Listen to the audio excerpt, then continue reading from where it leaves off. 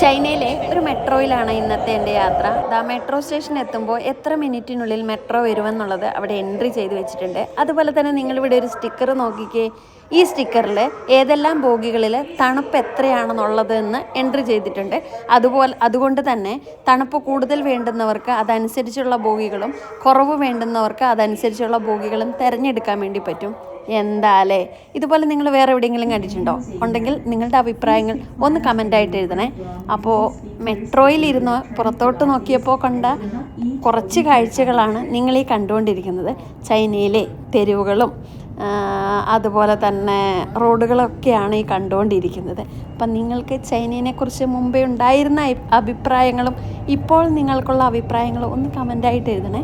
പിന്നെ നിങ്ങൾക്ക് എന്തെല്ലാം കാഴ്ചകളാണ് ചൈനയിൽ നിന്ന് കാണാൻ ആഗ്രഹിക്കുന്നത് അതും കൂടെ ഒന്ന് കമൻ്റായിട്ട് എഴുതുവാണെങ്കിൽ അടുത്ത പ്രാവശ്യം ഞാൻ അതൊക്കെ ആയിട്ട് വരുന്നതായിരിക്കും.